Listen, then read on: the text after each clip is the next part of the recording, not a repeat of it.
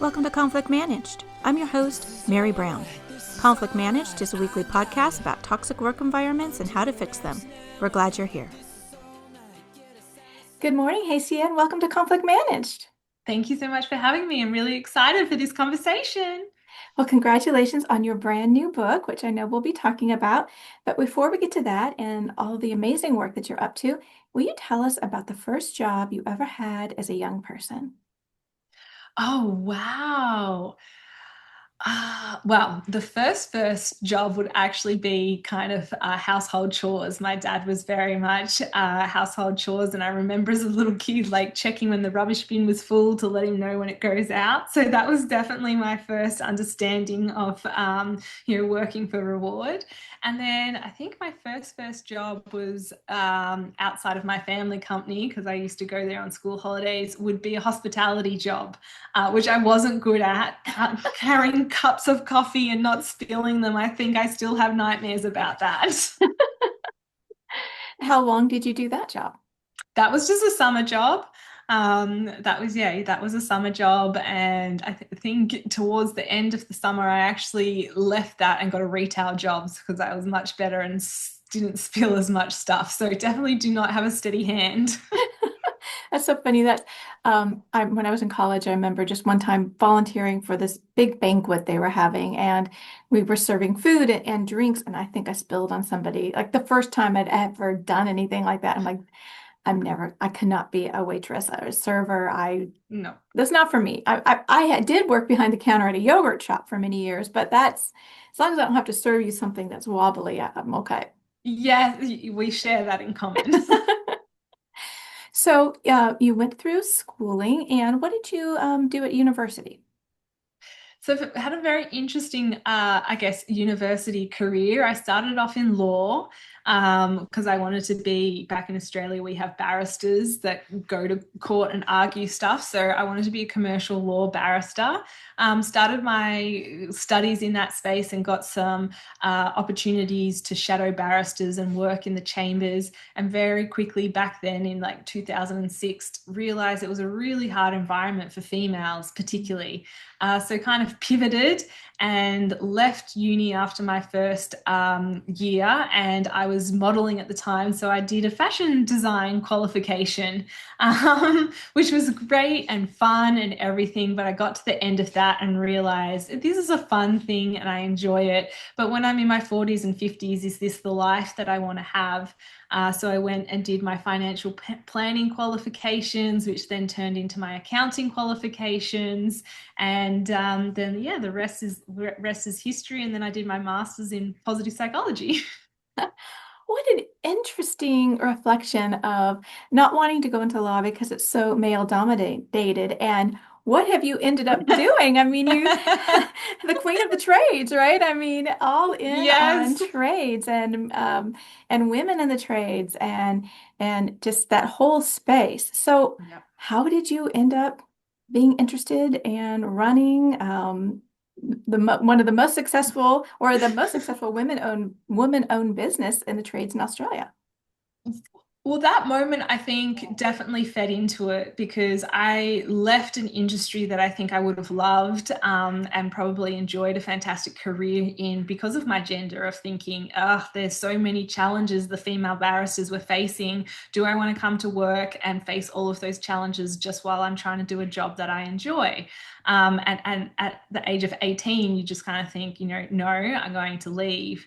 And then as my career progressed, I come from a fifth generation plumbing family, absolutely loved the trades. I've had the privilege to learn a little bit of welding and a little bit of different trades, and just think it's a fantastic career, especially for people that like being active, don't like Excel spreadsheets and sitting still and all of those kind of different things. It's such an amazing career, but it's not a career that we really put in front of females or encourage females to do.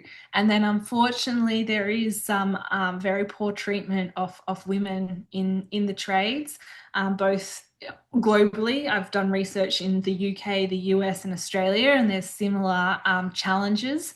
all the way up to really severe physical assaults and everything like that. It was only, I read a very sad article about an incident that's happened for a female welder who sadly lost her life in America because of all of this stuff as well.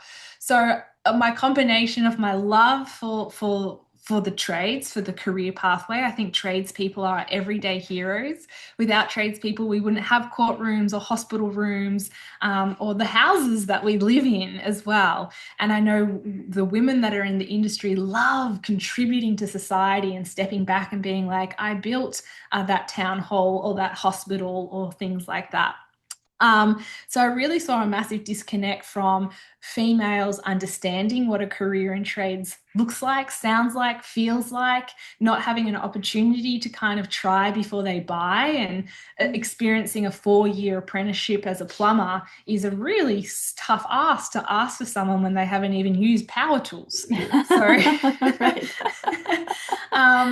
and then on the other side, and having the privilege of knowing a lot of people in the industry and asking a lot of people why they wouldn't employ females, again, there was a challenge of, well, we're not quite sure what that looks like. We've never employed a female before. Do we have to change how we set up our vehicles to be more appropriate for a female's body? Is there, we have to get new uniforms for her? It seemed like this really overwhelming challenge, both practically and then from a culture wise, of like, how does that work, having a female and an all male team and everything like that. So I saw a lot of confusion, a lot of, I guess, fears as well, both from the females and the male side. So I wanted to set up almost like a bridge to be able to bring everyone together, create that psychological safety to say, hey, let's really openly talk about the challenges, and particularly hear the challenges from the male side of you without them feeling like they're being judged or they're being shut down. And we generally understand what those discomforts or concerns might be so that we can address them. And for a lot of my clients, a lot of that is having conversations around menstruation, because a lot of men, even if they have wives or sisters or things like that, those particular women might not have troubles in that space, but a lot of women do have troubles in that space. So it was bringing awareness of how do we create a supportive environment in the trades for a woman that does get dizzy when she menstruates, and how can we support her around that. And it's really a beautiful conversation when you start to have that with a lot of men that are like, we never even knew that this was something you go through. Yeah, how can we step up? How can we support? It's a bit of an awkward situation, but let's be brave men and move past that awkwardness to understand what support looks like for that female. Wow. I mean, just wow. I love everything that you have said. And I love that you sort of ended on this idea of bravery, right? Courage. What does it look like in any space to move past the awkward to what's on the Mhm. other side, right? To support, to be able to step up, to be able to live your values.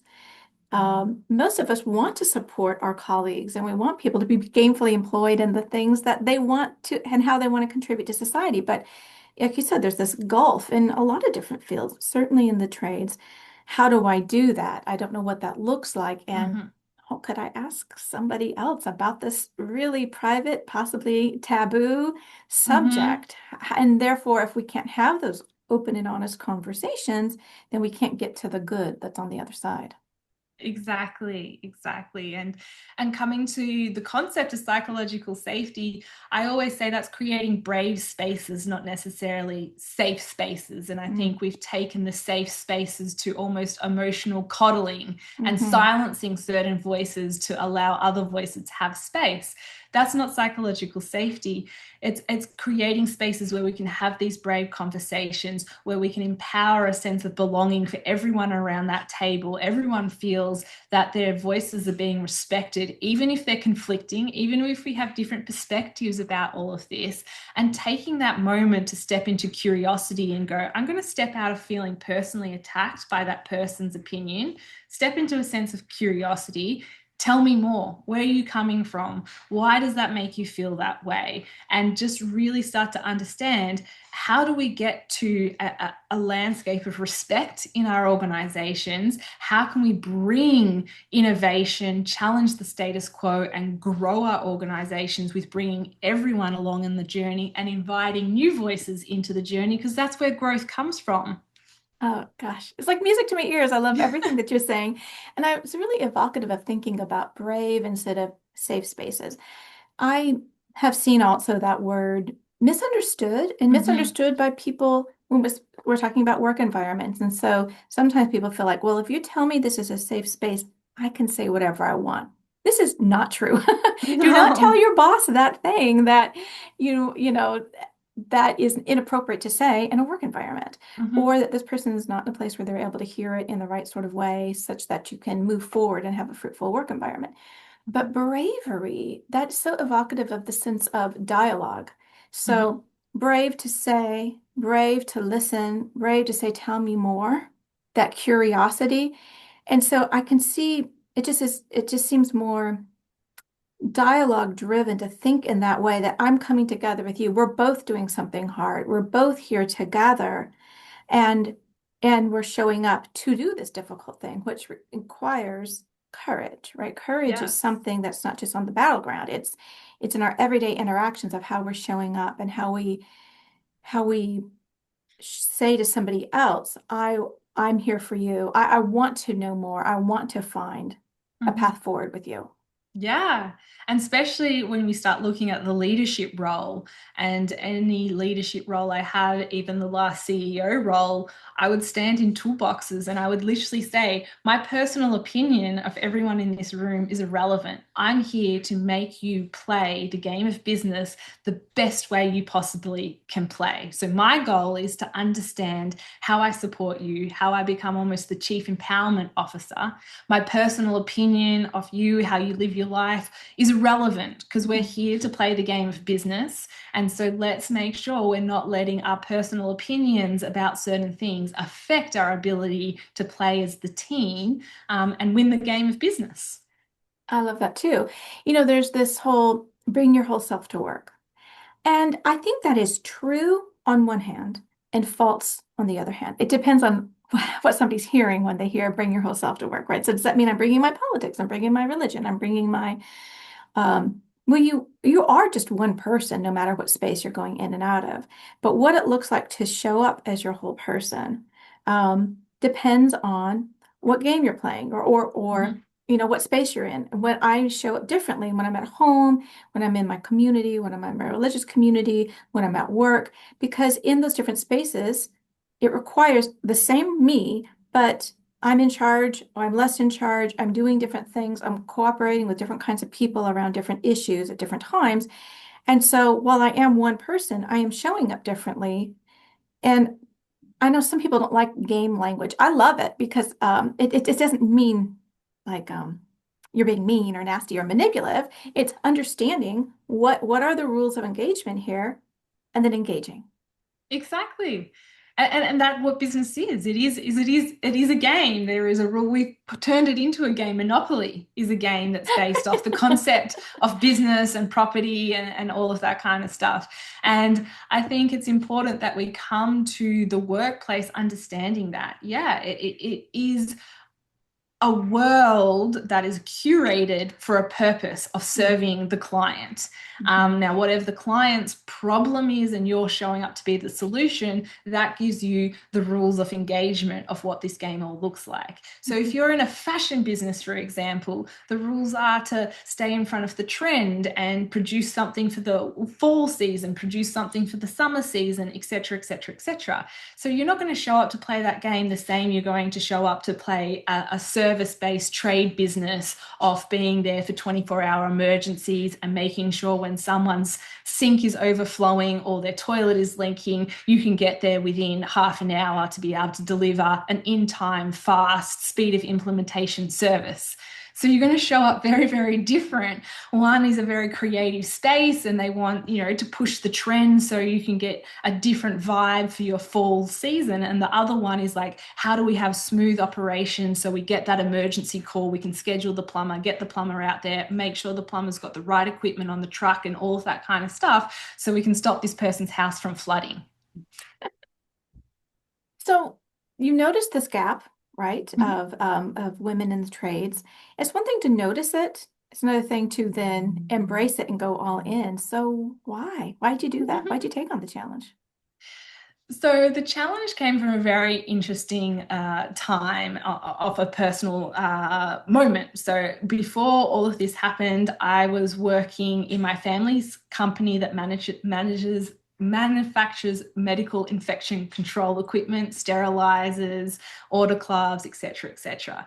And I was actually being taught how to do some of the trades on the floor, and that was a really interesting lived experience because I remember being so upset because I was very struggling to learn how to weld. And I blamed my gender. And the tradesman that I was working with said, the welder doesn't know if you're a girl or a guy. The metal doesn't know if you're a girl or a guy. You've just told yourself you're struggling because you're a girl. You're struggling because you're a human doing a task for the very first time. And that was such an eye-opening moment for me. And then, unfortunately, not so long after that, I had my horse riding accident where my horse reared up, fell on top of me, and crushed me. And I spent 6 months in hospital after that, learning how to walk and everything like that. But that gave me a lot of time to ask the questions to all of the females. I was in a very female dominated industry. Would you ever think of being a plumber or an electrician, or all of that kind of stuff? And the answer was like, I would have no idea how to get into those trades. Then I had the opportunity to reach out through social media to a lot of women in the trades to hear about their lived experiences, how much they loved their trades, but often how they struggled with it, just even like they were feeling putting gas in their car and people would pull their ponytails at the gas station, Mm. or make fun of them because they were wearing workwear and different things like that. So I saw and I had the opportunity to really slow down because of my accident. I had no other choice. And when you're trapped in a hospital bed for months and months and months on end, my curious brain had to be stimulated. So I really started to see that. I started to see the actual economic challenges as well of not having a gender diverse workforce in the skilled trades, market opportunities that were being missed out.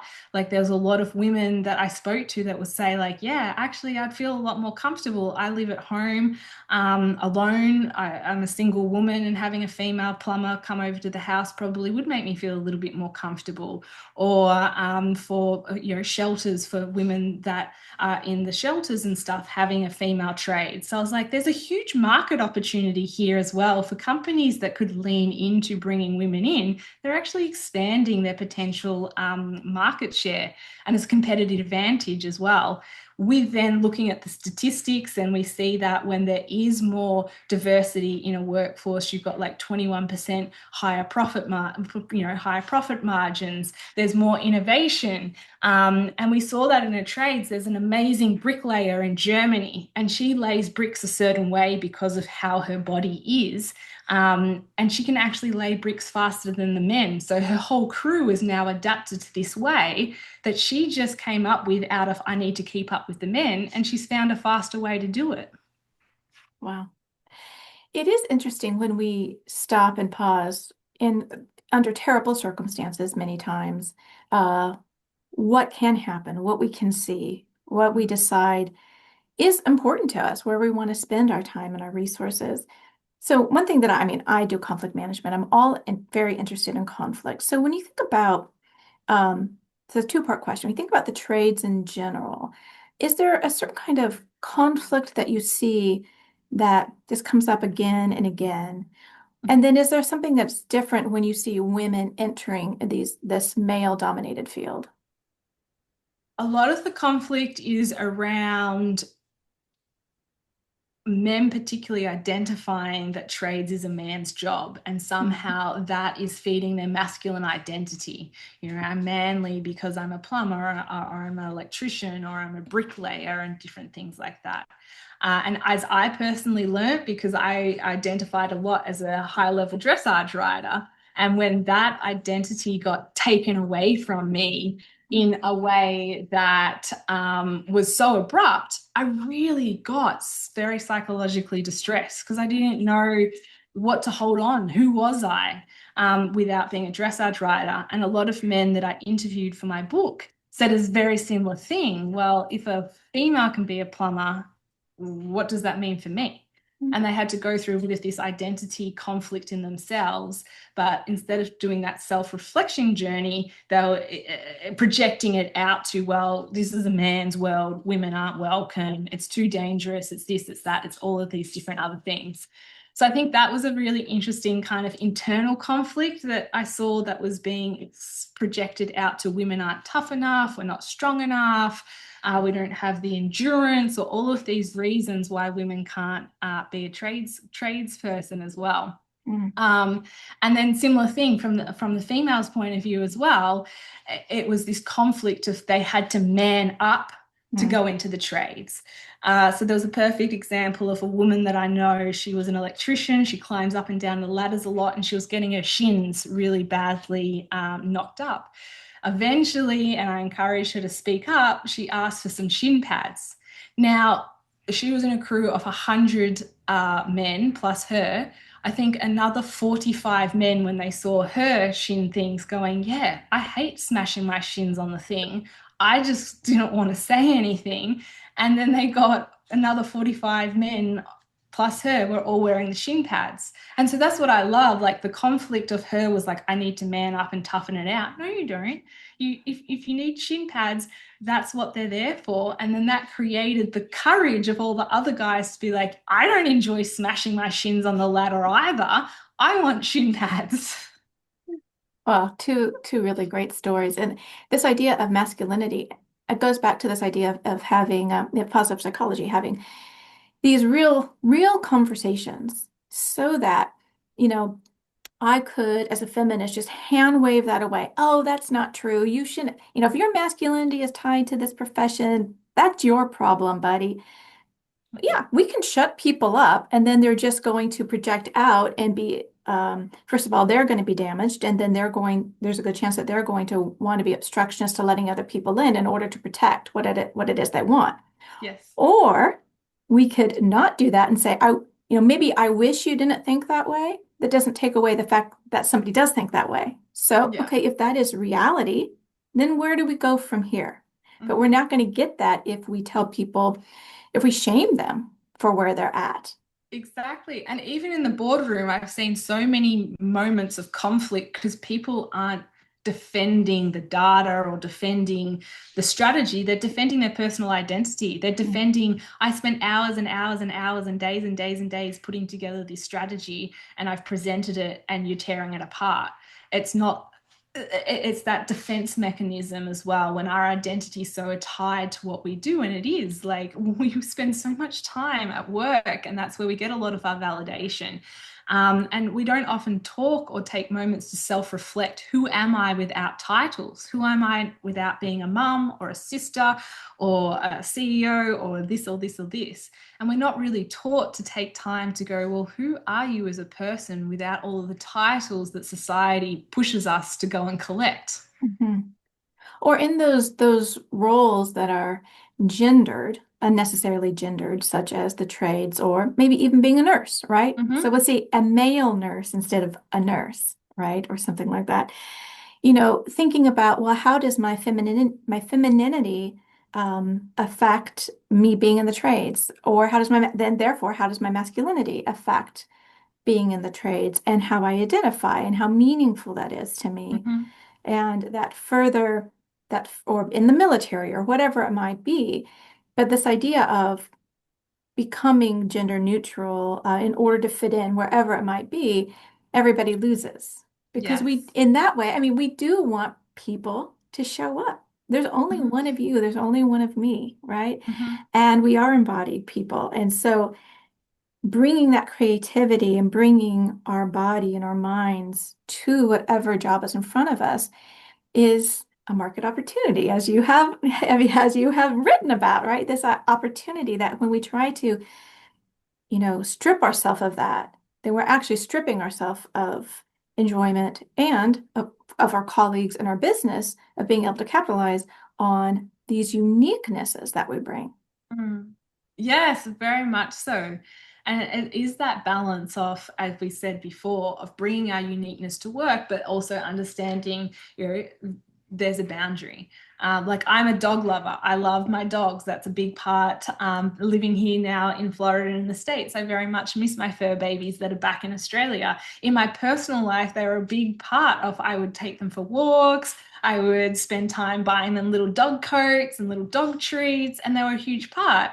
Doesn't mean I bring my dogs to work every single day. Doesn't mean that I go to work and I show up and I'm in a board meeting with my two little dogs on my lap. So I can leave parts of who I am in my personality, in that deep core personality at home. But yeah, do I still show up and be a creative, really empathetic, compassionate, strong personality at work? Of course. But I don't have to bring my dogs with me to show up fully as myself at work, if that makes sense. Yeah, no, I think that's a great example.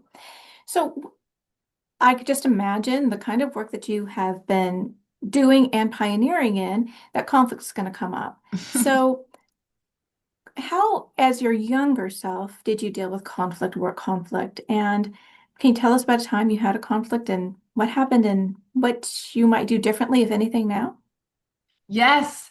So, I'll give you a final example of how I've learned and grown and changed. So, in my younger years and always being in male-dominated fields, I think I came in a very defensive, aggressive, had to push back space or just be silenced. Like, oh, now's not a time for me to speak up. I would just keep my head down, walk away, just nod and smile, won't put my opinion forward. Or if I did put my opinion forward in conflict, I thought I had to do it in a very aggressive way to be heard around the table of the men.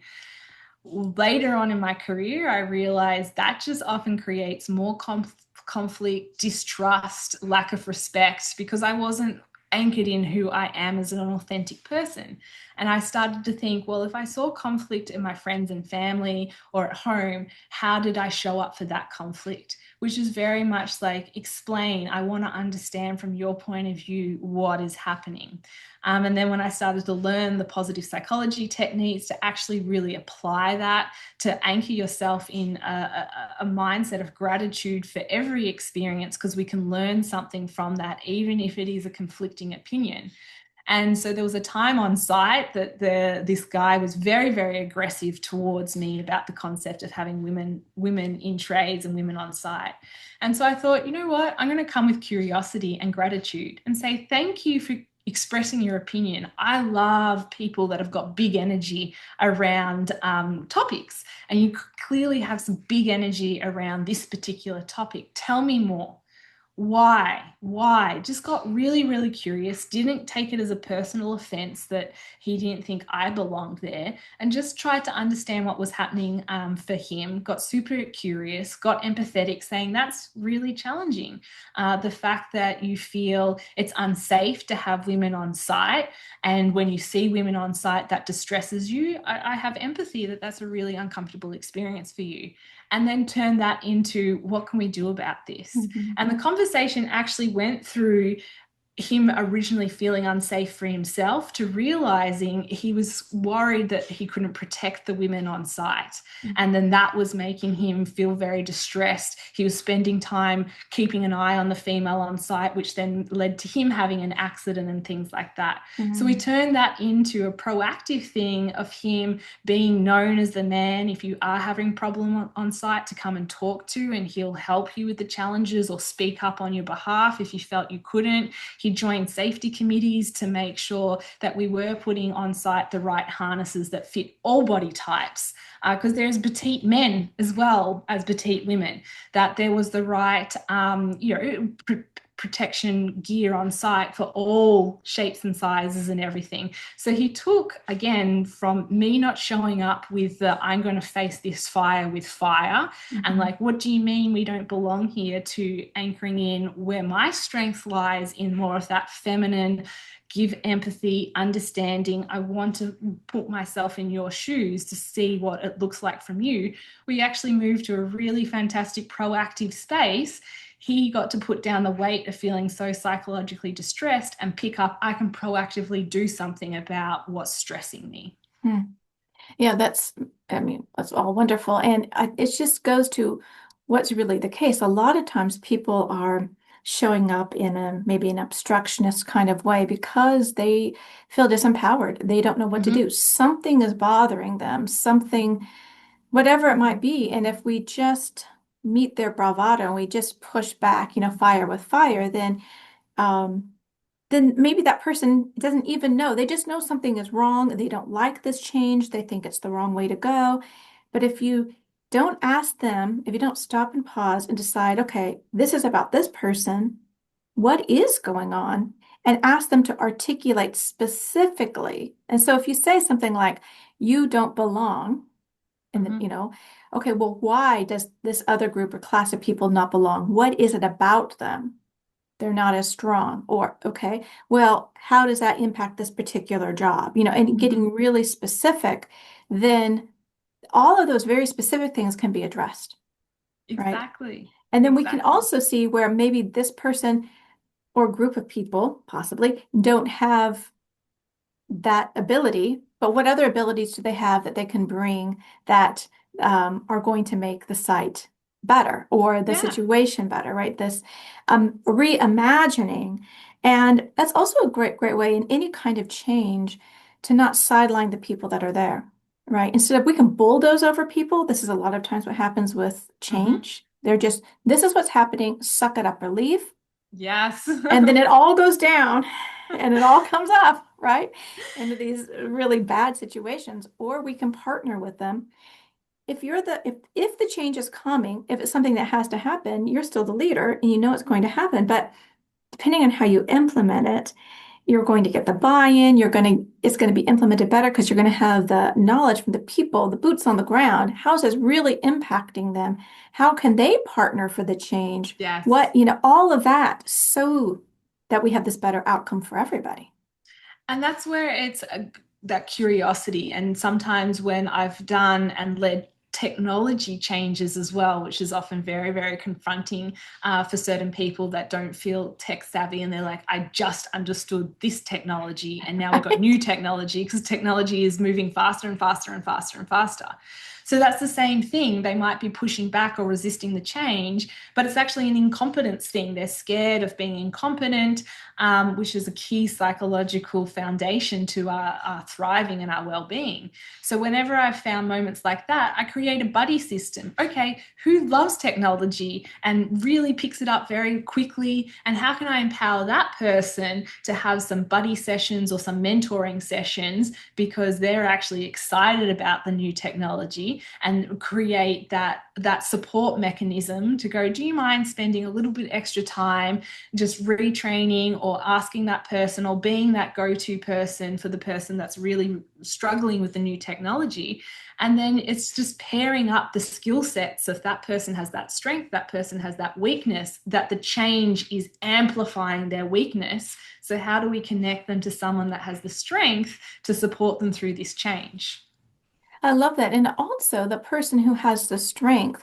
Most of us, when we know something, we like to share our knowledge. We want to be helpful. And so it's a way when we think about engagement and we think about how we can demonstrate that somebody is valued is by noticing what they're doing and saying, hey, you're really good at this. And I've got this leadership opportunity for you, this growth Mm-hmm. opportunity to be a leader in this area. And we all like to be recognized for our expertise. We all like to be seen and thought of. And so, and that is not trade specific. It's not any sort of No, it's industry. We are human all Pacific. human. We're all human people. And at least given the opportunity, hey, you're good at this. Would you like to take this project on? And a lot of people do. Yeah, exactly. And it's very rewarding. It gives them that sense of autonomy over the change as well. Often Mm, going like, well, like I'm really owning this space and bringing the community of the other colleagues that I'm working with along, and I feel seen and everything like that. So I think as leaders, if we can step back when we're going through change and there's high levels of conflict, and take a moment of going, what is this conflict actually about? mhm, Is it because this change is really flaring up that feeling of incompetence around a team? So, mhm, who in the team is not feeling incompetent? How can we get them to really support the other ones? Is this a fear of like, well, that's great, but I'm going to lose my job in 6 months' time? So, how mhm, can we sit with that person and go, yeah, your role is probably going to change, but where do you want your career to go? What are some fantastic other skill sets that you want? Because when that job goes, usually a new job emerges, or me as your leader, if that new job doesn't emerge, how can I use my network to find another job for you as well? So mhm, take away that fear of like, well, if I embrace this change, in 6 months, I'm not going to have a job. mhm. Yeah. And yeah, such a good point of, and if I have 6 months, then I can start preparing mentally. I can put my CV together, I can Mm-hmm. network. And then if I'm partnering with my boss or other people who are networking, uh, but this idea of how do we really treat people well? How do we have these human-centric work environments? And it's not by sticking our head in the sand and saying nobody's ever going to lose their job or nothing's ever going to change. And absolutely not. I mean, that is just not the game. That's not the marketplace. Yep. And so this idea of loyalty in organizations that, we just don't have this longevity that we used to have, where somebody came in and they were there decades. So loyalty to employees and employees having loyalty to the organization, it looks very different, but it's very important. And so, but that takes us to pause and speaking up because nobody's a mind reader. Exactly. And loyalty is a very interesting thing. And as a leader, I think you've got to widen your scope of where loyalty sits. So Mm, I've had people that I've led, and for whatever reason, they needed to move on, whether they're relocating or to a different place or whatever their life journey is, and that job no longer works for them and they have moved on. Then sometimes they either become my clients or they've referred clients to me. So their loyalty to me as a leader has extended past the confines of the employer body. And it's actually been quite beneficial because I've supported that person to transition out. I've written referral letters, or even some employees that I have had to let go because of certain reasons. I very much said, look, this situation's happened. We can no longer keep you employed at this company because of X, Y, and Z. The learning curve that I think you need to take from X, Y, and Z is reflect on your actions. Why did that behavior happen? How can you make sure that behavior doesn't happen in the future? Here's 10 lists of fantastic things you did up until this firing point. And just because you made that mistake doesn't mean you're a bad person necessarily. So, how can I help to move you on? What does that look like? I can't put my name to a endorsement letter without mentioning the incident. I'm happy to write that letter, but the incident has to go into it. Well, what can I do? And it's amazing the amount of people that I've had to dismiss for certain reasons, then later came back and say, hey, thank you. That really gave me a moment to reflect on my behavior, on my attitude. I am now got a new job, but my sister's looking for a job. Uh, can I recommend that she applies for the role that you have? So it's mm, like that person's actually referred me a new person because of the way I let them go. mm. Yeah, I don't know why we think that the world of work is not going to be tough and stinging. I mean, it's hard. I mean, we're working with other people, we're working towards a particular mission, and things are constantly changing with ourselves and our own lives and experiences and the people around us and then the market. And there's so many things that happen, right? And then things out of the blue, as with you when you have a medical emergency, an incident, right? There's so much stuff that happens that why we tiptoe around the difficult as if we're being kind, but we're not, right? If somebody really does have a blind spot in their behavior or performance, and we don't tell them, we just say goodbye, that is for us. Hmm. It is a protectionist for us. It is not being generous. It is not being kind to the other person so that I can spare my own feelings of not having to sit with you being hurt. Right? I was Yeah. just talking to somebody else, the difference between hurtful conversations and harmful conversations. Many of the conversations we don't have, it's harmful to not Hmm. speak up. Oh, silence is one of the most harmful things you can have in your organization. And as a Mhm. leader, it's the most dangerous thing that you can do to your own team and the most dangerous thing back as well.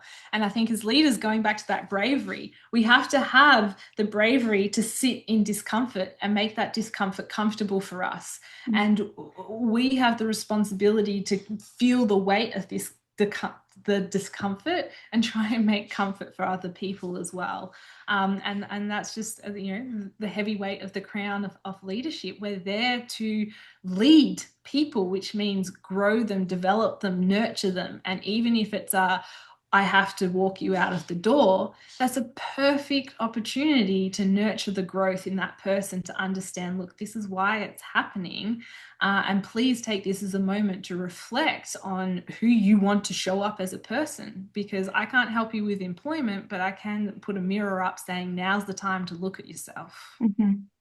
And it's such a kindness to everybody else that's working on the team to Hmm. see that there really are these standards and they really are being upheld, and that this is really what's going on here, and that difficult things will be done. And it's a kind of trust. If we think about building loyalty, I will be more loyal to leaders and organizations when I see a kind of fairness, a kind of justice, an acting when it is hard, so that I can trust that this will be um, a safe environment, in that incivility will not be running rampant. We will not be tolerating bullies and gossips and harmful work environments, whether it's physical or psychological. Like, that's not what we're doing. And when we Hmm. see people called out and cold, cut from the organization because they are not delivering in whatever way, then it's this, oh, it's kind of an ability to breathe. Oh, this Yeah. place actually is a professional place and a place I want to be associated with. Yes, exactly. So it's, and I think that's a very good point. We often focus so much on the situation in front of us as leaders and don't go, well, how I handle this situation has a ripple effect to the rest of the team, the rest of the organization, and how I show up in this particular area is very, very important for the greater scope, not just the situation that's in front of us. And No. same secrecy, if you're letting go someone and they walk into your office and the next thing they're packing their desk and they're walking out the door, that creates so much fear amongst the team of like, am I next? What happened? Because they might not be aware that an indiscretion happened.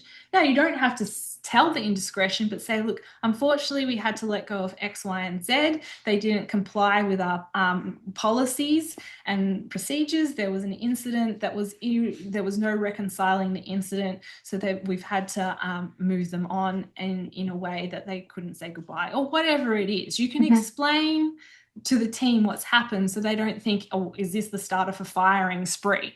Right. Right. Absolutely. There's the way to deliver information. You don't want to say too much, because then people will get the message, well, you won't protect my privacy. If I've got something physically going on and all of a sudden you blabbed about somebody else's, then I'm not going to tell you because you're going to tell. But that right amount at the right time, that builds the psychological safety, the belief that I can speak up without fear of retribution, the belief that I'm going to be treated well. And setting those conditions. Mhm. So I know our time is getting away, but I want to hear about your book, The $1 Billion Blind Spot. Tell us what's in it, what can we expect, and how did it come about? Yeah, so it really came about again from my journey, my lived journey of leading myself through the adversity of overcoming my horse riding accident, and then my lived journey of leading teams and building businesses and everything like that. And understanding a lot of the $1 billion blind spot is coming to workplace culture. So, how much is your workplace culture actually costing you in those hard dollars of, yeah, voluntary turnover?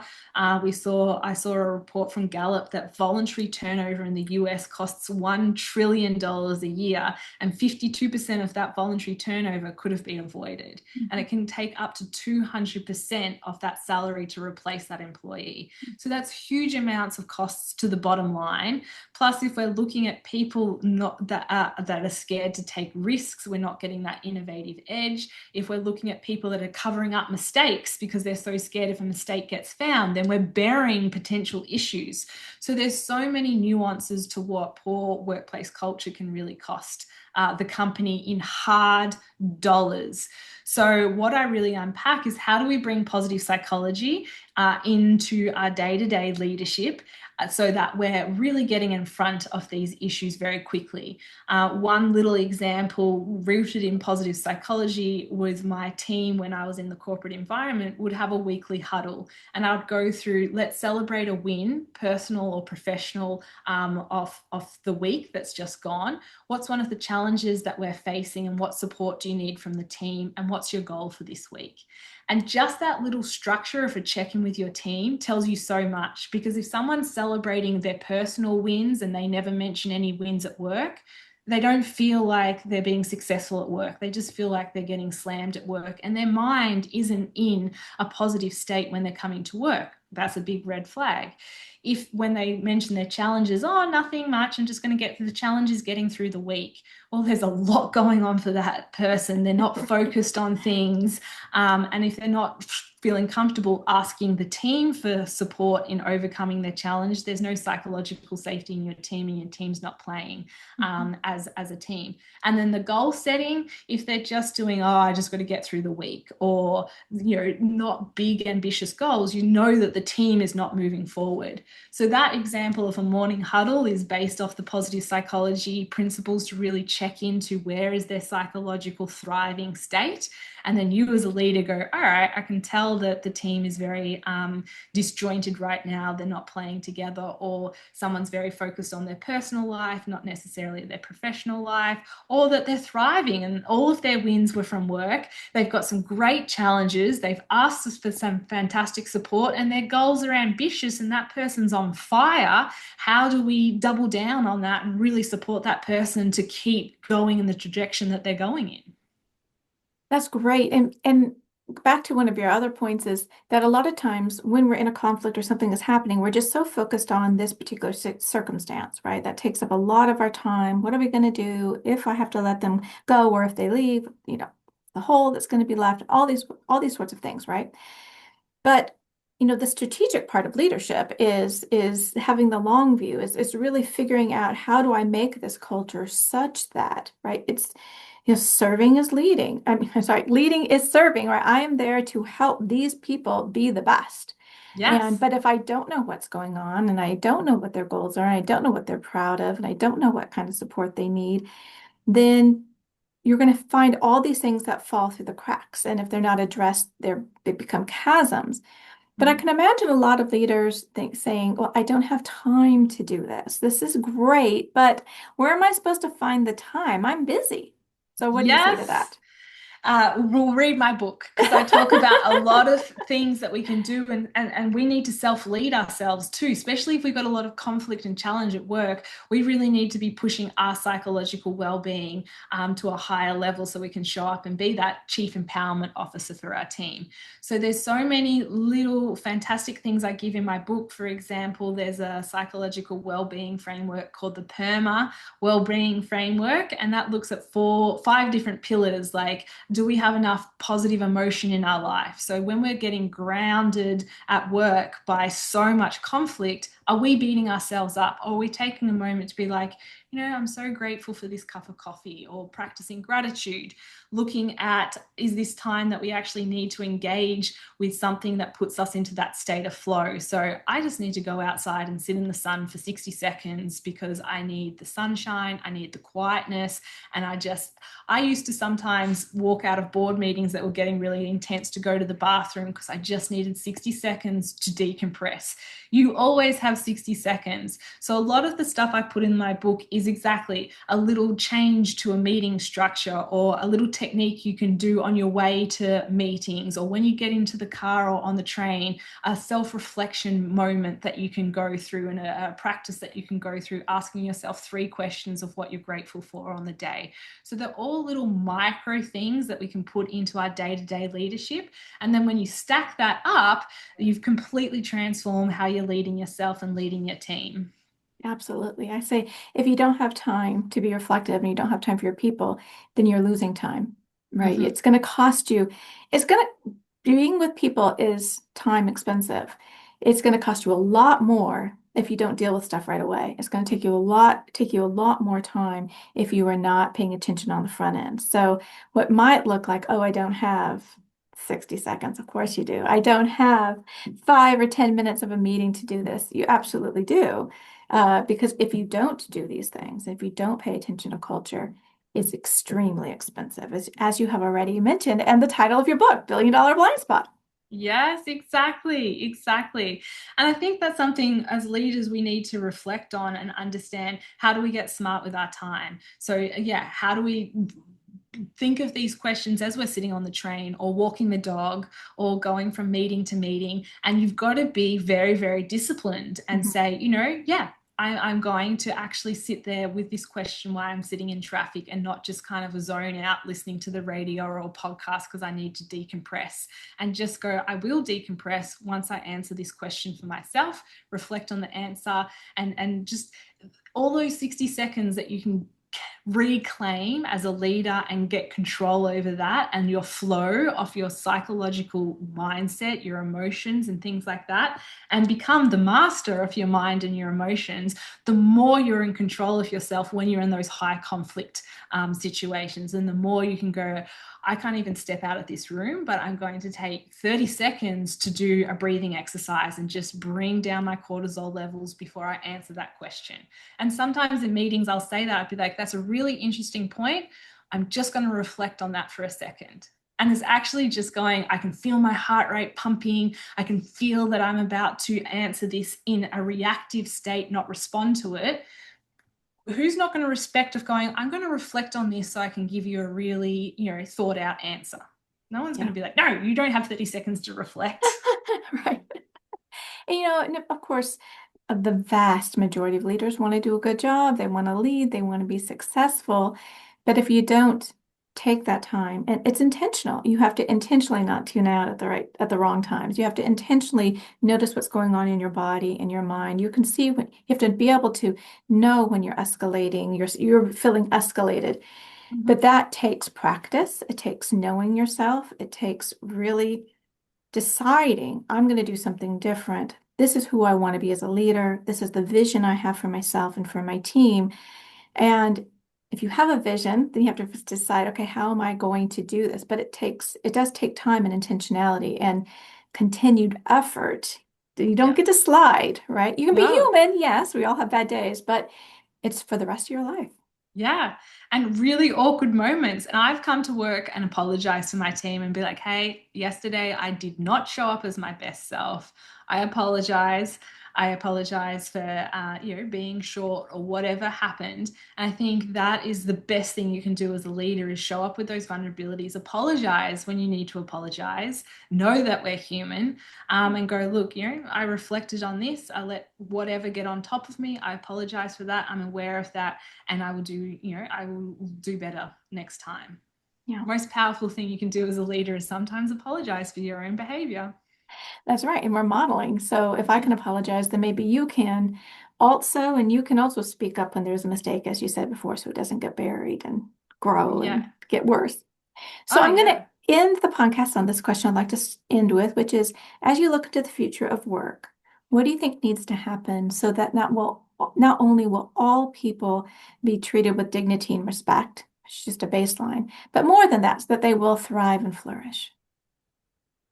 an amazing question. And especially in this landscape of the AI revolution, I think it's time for us as humans to really step back and reflect on what makes us humans, which is our emotional state.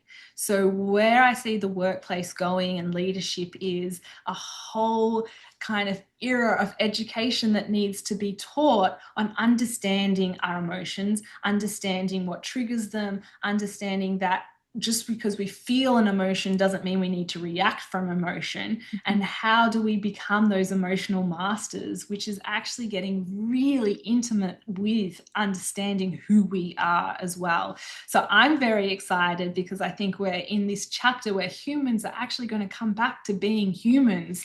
For so long, we've almost been like robots, the Industrial Revolution, go to Right. work, churn out work, get a paycheck, go home. That era is over. And now it's like, how do you show up as a human in this landscape? Because that's going to be our competitive advantage against AI, showing up and leaning into our messy, chaotic humanness. But how do we do that in a really controlled state and make sure that we're not reacting to things, we're responding to things in a level, respectful way, which comes from emotional mastery. Yeah. Oh, I love that. So great. Well, Hacia, thank you so much for being on Conflict Managed. I really enjoyed our conversation. It's been a wonderful conversation. Thank you for having me. Thank you. Take care. Hey, Sia, thank you so much for being on Conflict Managed. There's quite a few things that I wanted to talk about, such as your nonprofit, which is Empowered Women in Trades that you run in Australia and the US, which I just think is amazing, and all the wonderful work that you are doing. And I look forward to reading your book, The $1 Billion Blind Spot. And listeners, on this podcast, gosh, recently we've just been talking to some fabulous authors about a variety of wonderful different topics. So that one looks really interesting to me, and thinking about psychological safety in the framework. It does not matter what field you're in. How do we have healthy work environments where all of us can thrive? Thank you, Hacia, for your work. Conflict Managed is produced by third-party workplace conflict restoration services and hosted by me, Mary Brown. You can find us online at 3pconflictrestoration.com. Come back. We have new episodes every Tuesday. I'm very excited to say that my new book, Winning the Generation Wars, Making Your Age an Asset, actually called Winning the Generation Wars at Work, Making Your Age an Asset, is coming out mid-January. I'm very excited about that. And in this coming year, 2026, I'm going to be focusing on generational issues at work on this podcast, Conflict Managed. So probably once a month, we will be looking at how do we have these healthy work environments and talk about difficult things when it's generationally, whenever we have these generational issues. Please like and subscribe wherever you are listening to this podcast. It's greatly appreciated. Our music is courtesy of Dove Pilot. And remember, conflict is normal and expected. Let's deal with it. Until next time, take care.